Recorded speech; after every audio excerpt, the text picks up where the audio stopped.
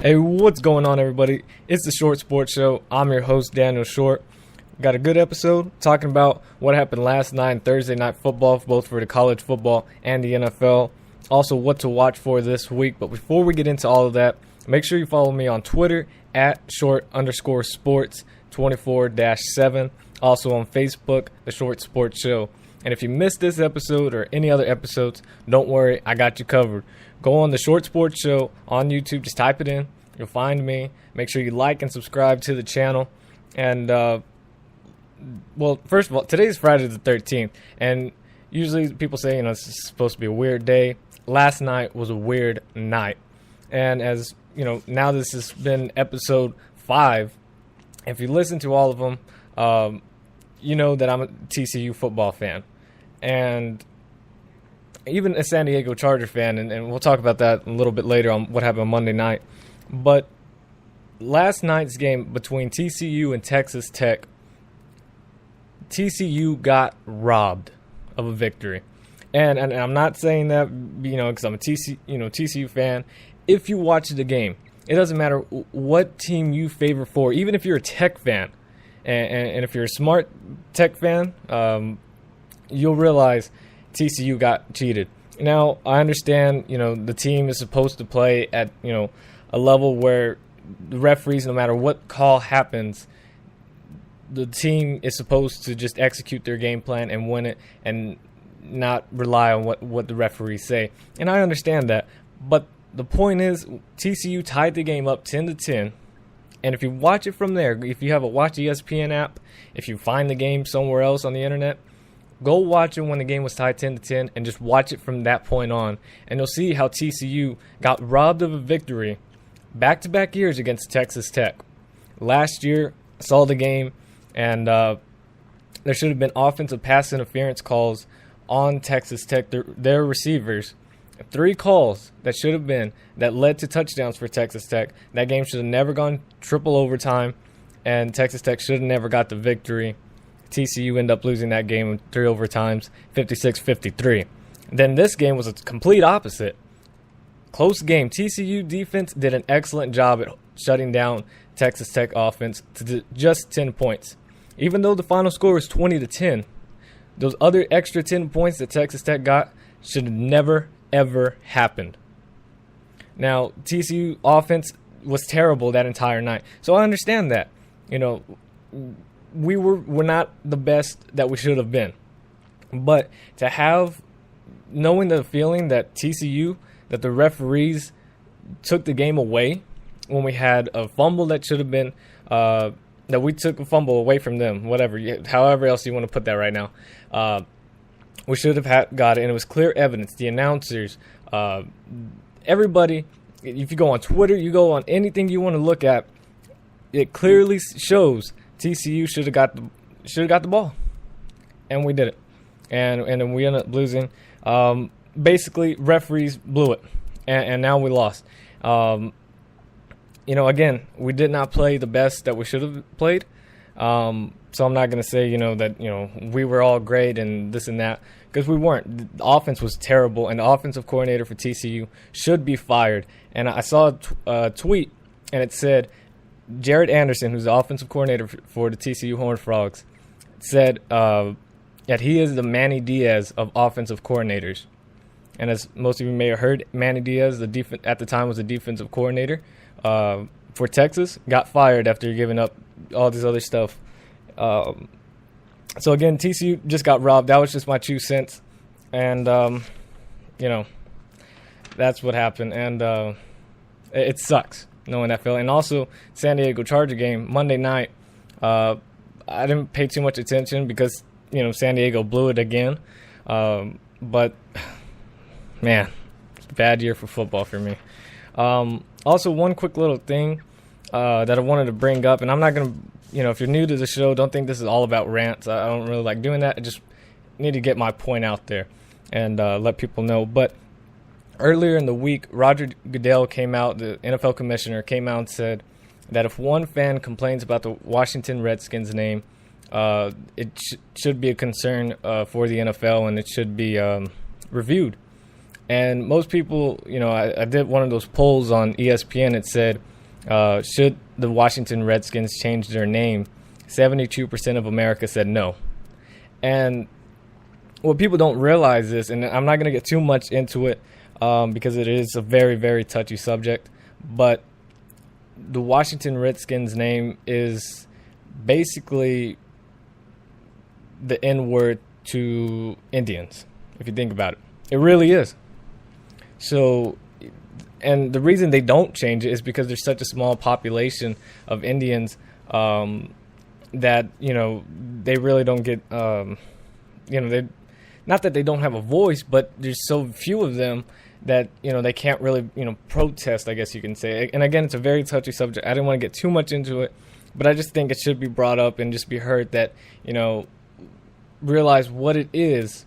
And, 72% of America is, people say, just, I don't know. I don't want to get too much into it, but just want you to know, again, where I stand on that. And maybe it should be changed. I think it should because of what it says, what it really stands for. So, again, that's something I wanted to bring up. But enough with all of that. We'll go ahead and just get into what to watch for NCAA college football this week. Very, very exciting week. And I was afraid that I was going to miss the Alabama versus Texas A&M game because of working. And I was very, very scared I was going to miss it. Thankfully, if the game goes right, there's no overtimes or anything like that, I should be able to watch the entire game. I'm very excited for that. Excuse me. But Alabama versus A&M, obviously the number one game this week, and most likely the number one game of the year, most anticipated game of the year, and it happens already in week 2 or week 3, whatever you want to put it. And that's my number one game to watch, and that's majority of America's number one game to watch, even over the NFL games. And my prediction is roll tide roll with Alabama winning. I think there's just so much for Alabama, not much of the revenge factor, but just to prove they are number one and they haven't taken a step back or anything like that. And I don't know if you guys have heard, but they're having a Johnny cam. It's going to be a camera that's only on Johnny Manziel. I think that's the most stupidest thing ever. Again, I'm not a Johnny Manziel fan. I just don't like him, and don't like him. I like A&M. I just don't like Johnny Manziel. Plain and simple. But it's just going to be a great game to watch. I think Alabama does pull it off. And one thing is, my dad was talking to me about it, was how A&M might have more of a, how would you put it, more of a factor to win the game, I guess you could say, in that one of the defensive linemen had a son or daughter, I'm just going to say child because I don't know for sure, but passed away last night and or early this morning, and all of a sudden just happened. And so they're saying that they could be playing for him and his family and all of that. And, I think that's going to give them, an inspiration to play even better. And it's hard to, just say that it's not. I'm not saying it doesn't mean anything or it won't matter. It will. They're going to have more of a fight for him. But I just think Alabama's too talented of a team, and it's just going to pull out the victory in the end, even at being at Kyle Field, which is going to be one crazy atmosphere there. But I want to go ahead and make predictions on scores. I just thought that'd be really fun to do. Most likely I'm probably going to be off, but, just to have a little bit of fun with it. Alabama, I think, again, like I said, Alabama gets the victory, 34-24. That is my score. And I think they win by 10 points. I think, 10 points is obviously a close game enough, but I think it's going to be a lot closer than 10 points. And what I mean like that, if you watch the game, it's going to be different than a score outcome. It's going to seem a lot closer. It's going to seem like a 3-point game, but I think that's the final score, if you understand what I'm saying there. The second game to watch this weekend for college football is number 4, Ohio State at Cal. Last year, University of California was at Ohio State and should have won that game. Some things just didn't go their way at the last drive of the game, and but they're the toughest team Ohio State's going to play this year other than Michigan. This is going to be the factor of whether Ohio State goes, undefeated or not. But I think it's going to be upset alert, and I think California does pull it off, and I'm rooting for them, especially at home. And another good atmosphere. They pull it off 42-37. That is my score. And especially how Braxton Miller plays, having that MCL injury. I'm not saying that's going to keep him out the game, but I think, Cal's going to, I'm going to use the word target, but use it very, very lightly. That, they're going to go after him to not take him out the game. Not no bounty type thing, but just enough to get him rattled where he's going to make some bad decisions in the game. Number three game of the year, or of this week, cannot talk, is number 16 UCLA at number 23 Nebraska. Like I said, Nebraska has a very tough running game with Taylor Martinez at quarterback, being a very versatile quarterback, and the running back Abdullah. Again, can't remember his last name or his first name, but he's a monster at running back. He's going to be one of the top 3 to 5 running backs in the nation. I really like him. I think Nebraska pulls out the victory, 30-20. Number 4, Tennessee at Oregon, and I like Oregon. I like what they do. I'm just not going to be one of those people that's going to hop on the bandwagon like a lot of them do because of their uniforms or whatever, because of the way they play the game. But I think Tennessee's going to have pretty good motivation to want to upset and show that, it's not just Alabama and Georgia, South Carolina at the SEC, that Tennessee is making the right steps with Butch Davis at their coach. They did suspend, I don't know if it was the coach or NCAA, did suspend one of their defensive linemen, not only for this game and possibly for the year, for some possibly taking either money or, other stuff like that that's happening, like with Oklahoma State. He'll be out the game, but I think Oregon still pulls out the victory, 42-31.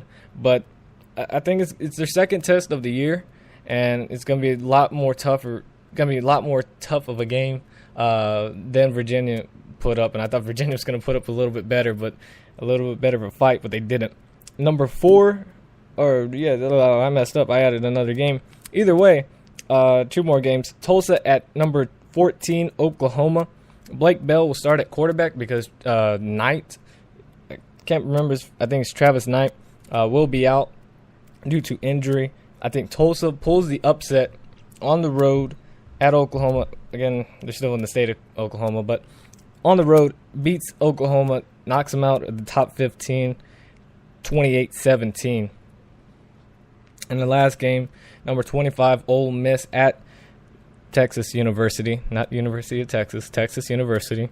Ole Miss is a very up-and-coming school in the SEC and overall in the nation. They've been pulling out great recruiting classes over the past 3 years. Really like what they're doing. They're going to have some key guys that might miss the game or have very limited time playing, but hopefully they'll still be able to pull it off. I think they will. 35-14 is the final score, I think, will happen. And before I get into what to watch for in the NFL week, last night was the Jets versus the Patriots, and Patriots are struggling. They're struggling very, very bad. Offensively, they have not put up the points like they did last year. Obviously losing some guys on offense. And, I believe in this wide receiving core. I mean, they're a bunch of rookies and very young receivers that in the future they're going to be great for New England, but it was a lot of miscommunication in that game. I saw it this morning, buying that season package that they have on the internet for NFL, where you watch it a day later, whatever. And, Tom Brady was very upset with the receiving core, and they're struggling against 2 teams that they should not struggle against, especially with what they're dealing with. So defensively, they're doing a great job holding these 2 teams to very minimum points. But offensively, they need to be scoring in the high 20s to 30 range, and they're not getting it done. And there's so much that Tom Brady can do. I mean, he's one of the greatest quarterbacks to ever play this game, if not. No, okay, I'm not gonna say the greatest, but one of the greatest for sure. And there's only so much you can do, and they need to make some changes. We'll go ahead and get into it. Obviously, the first game, what to watch for, is San Francisco 49ers at the Seattle Seahawks. And basically, my keys to the game and prediction, but one quick note on that. They're going to have Seattle cops are going to be wearing 49er jerseys to make sure there are no fights in the game or to limit them. I just thought that was pretty crazy that they're going to need to do that.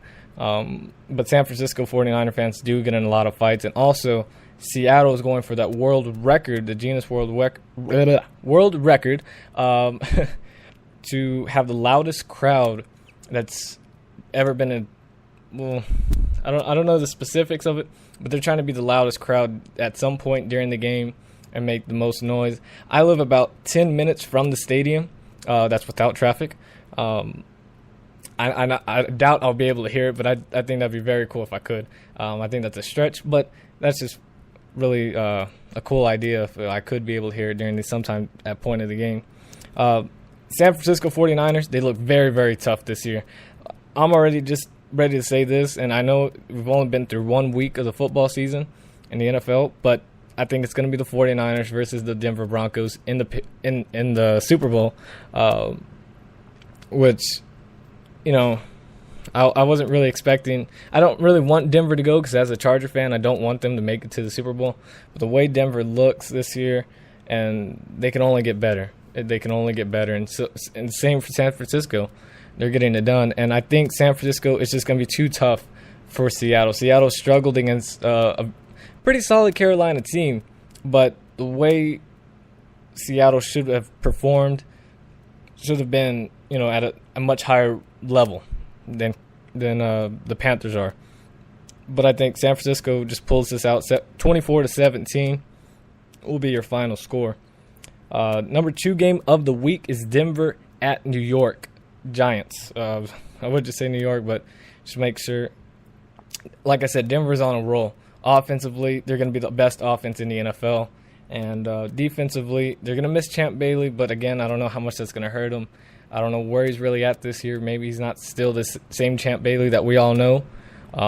But either way, I think they still get it done. Denver is just they did everything right. They're building their team right, and it's going to be scary when the Chargers have to play them, or when any team has to play them. You got to be aware of what Peyton Manning can do on that offense. But again, in New York, just struggling. Last game they had against the Cowboys at 6 turnovers. 2 were to David Wilson on fumbles, and the rest were just bad mistakes.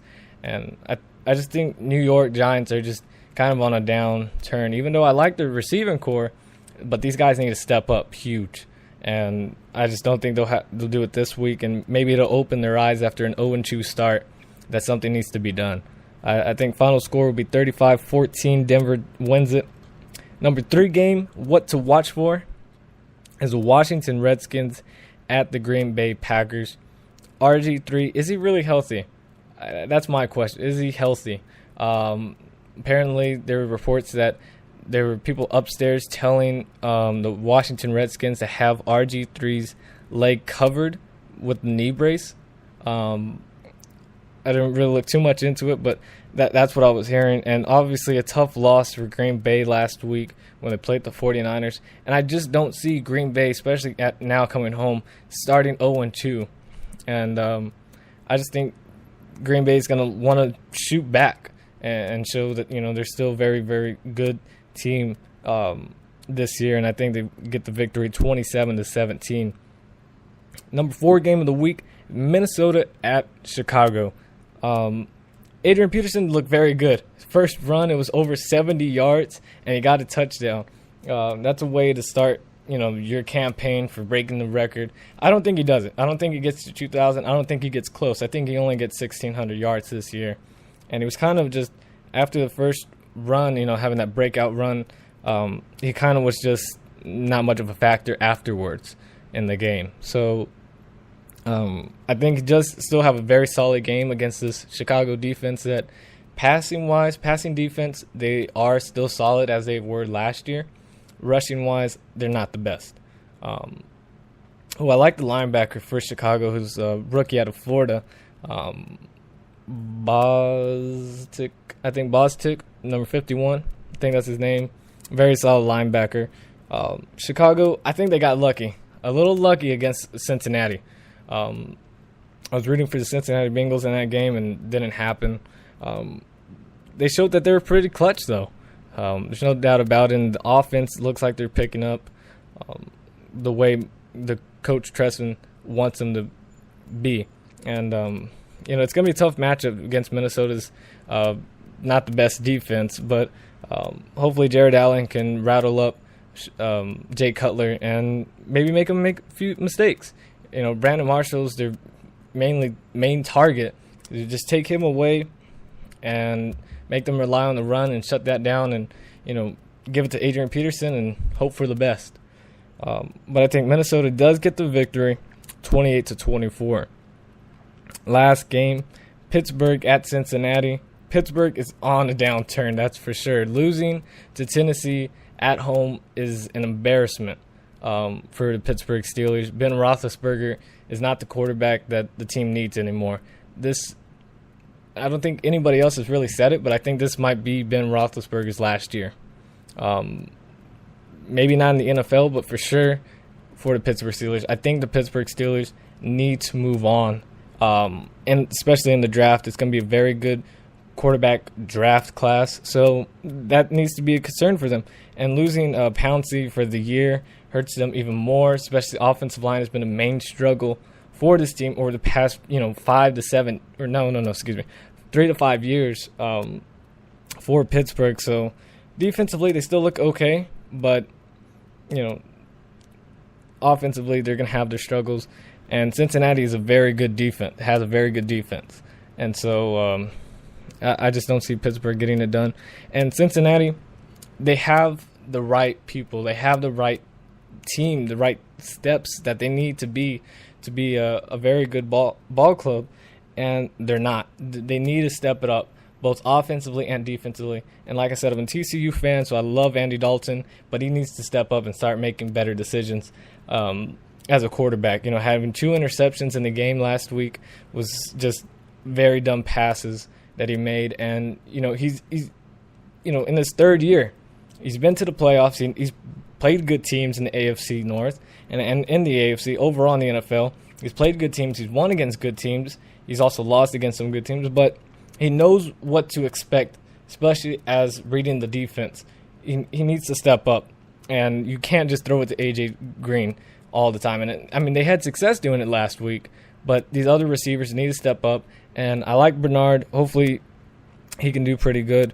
But one main thing that I've seen for Cincinnati, because I've watched them ever since Dalton has got there, and that's their defensive back. They need more depth. These guys give up so many hitch routes. I've seen so many of their games now, and it just seems like if you need to get 6 or more yards, just give a hitch route to one against Cincinnati's cornerbacks, and you're gonna get it, because the way they play are. I don't know if it's their mindset or that's their just lack of skill. And Drake Kirkpatrick needs to step up as a defensive back. And but I do see Cincinnati pulling the victory 28-10 on Monday Night Football. And I finished a lot quicker than I wanted to. But those are just some key things for the games this week. But again, it's been one weird week for football. Especially at my end, again, like I was talking about with TCU getting robbed, and with San Diego giving up a huge lead in the game against the Houston Texans again. And it was the same thing as when they played the Denver Broncos on Monday night. They even cheated in that game and still lost. That's what's even worse when they played Denver Broncos. It was, 30... No, it was 28-0 or 24-0 at halftime, and I wake up the next morning to see the Broncos win. 35-24 in the game, and it's terrible. But one quick thing, we can hit some quick notes, is it's been a fine week. And when I say fine, I don't mean like it's been a great week, because it really hasn't for me, football-wise. But the Buccaneers safety, Deshaun Goldstein, got fined $30,000 for a helmet-to-helmet hit during the week. Also, Packers' Clay Matthews was fined $15,000 on a hit on Colin Kaepernick. And, that's about it that I got for this week. I got my little rant in that I needed to. It's just been a hard week for football. And hopefully it gets better. Hopefully there's some good games, and I'm really looking forward to the Alabama and Texas A&M game. But that was basically it. Again, follow me on Twitter at @short_sports24-7. And on Facebook, The Short Sports Show. Also on YouTube, if you miss any episodes, just go on there. And even if you listen to any of the episodes, just go ahead, just listen to it again for just, for any reason you want to. That's basically it for the show. We'll be back next Monday. We'll recap, what happened in college football, especially with the Alabama and A&M game, and also in the NFL. And that's basically it, guys. Thank you for listening. I hope you enjoyed. Again, next Monday, and see you guys then.